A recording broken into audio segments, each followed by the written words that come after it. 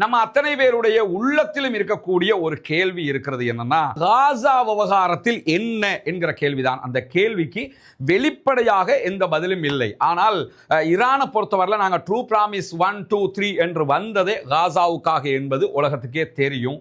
அப்படி இருக்கிற போது அவர்கள் வெளிப்படையாக என்ன சொல்லணும்னா, இந்த ஒப்பந்தத்தில் இந்த கான்செப்டும் இருக்கிறதா இல்லையா என்பதை சொல்ல வேண்டும். இல்லைன்னா இன்னைக்கு மாதிரி தொடர்ந்தும் காசா மக்கள் ஒரு தரப்பு சண்டை போட்டுக்கிட்டு இருப்பாங்க, ஒரு தரப்பு கொல்லப்பட்டுக்கிட்டே இருப்பாங்க.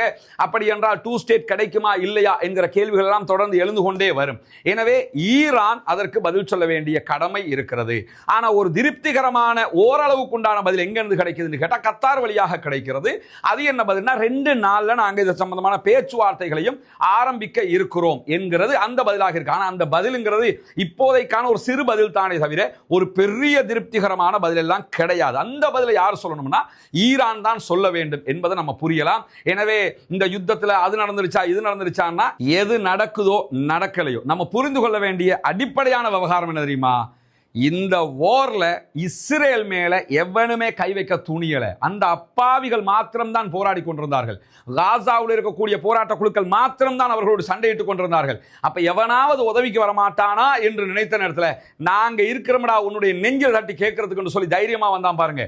அந்த இடத்துல தான் ஈரான் என்பது இஸ்ரேலுக்கு எதிரானது. எனவே இஸ்ரேலுக்கு எதிராக யார் இருந்தாலும் நாங்கள் அவர்களை ஆதரிப்போம். அவங்களோட கொள்கை கோட்பாடுகள் நம்ம ஏத்துக்கிறலாங்கிறது உலகத்துக்கே தெரியும்.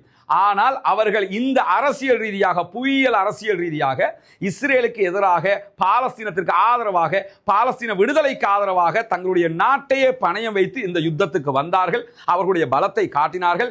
இஸ்ரேலுக்கு அடிந்து அடித்தார்கள். இஸ்ரேலை பலவீனப்படுத்தினார்கள். பின்னாடி இருக்க இந்த காட்சியை கூட பாருங்க. இன்றைக்கு நடந்த தாக்குதல் இவ்வளவு அற்புதமான ஒரு தாக்குதல் அவங்க நடத்தினாங்க என்கிறது மட்டுமில்லாம இந்த வார்ல பாலஸ்தீன விடுதலை இராணுவத்தினுடைய இஸ்மாயில் ஹனியா அவங்க கொல்லப்பட்டதாக இருக்கலாம், அதே போன்று யஹியா சின்வார் அவங்க கொல்லப்பட்டதாக இருக்கலாம், ஷேக் ஆரூரி அவங்க கொல்லப்பட்டதாக இருக்கலாம்.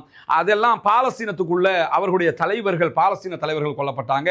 பாலஸ்தீனத்துக்குள்ளனா பாலஸ்தீன தலைவர்கள் கொல்லப்பட்டார்கள். அதை தாண்டி பாலஸ்தீனத்துக்கு ஆதரவாக வந்ததுனால ஈரானுடைய ப்ராக்ஸிஸாக செயல்பட்டு வந்த ஹெஸ்புல்லாக்களுடைய தலைவர் ஹசன் நசுருல்லா கொல்லப்பட்டார்.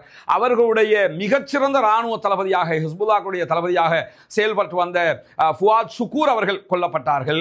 அதை தாண்டி இந்த ஒரு 12 நாள் போர்ல முதலாவது நாள்லயே ஈரானுடைய 5 மாபெரும் தளபதிகள் கொல்லப்பட்டிருக்கிறார்கள். இவ்வளவு இழப்பு ஈரானுக்கு ஏற்பட்டது, ஈரானுடைய ப்ராக்ஸிஸுக்கு ஏற்பட்டது. யமன் மேல ஒரு 7-8 தடவை கடுமையான தாக்குதல்கள் நடைபெற்றது. எனவே காசாவில் மட்டுமல்ல மற்ற இடங்கள்ல எல்லாம் இவ்வளவு அநியாயங்கள் நடத்தப்பட்ட நிலையில தான் இந்த ஒரு சீஸ் ஃபயர் வந்திருக்கிறது.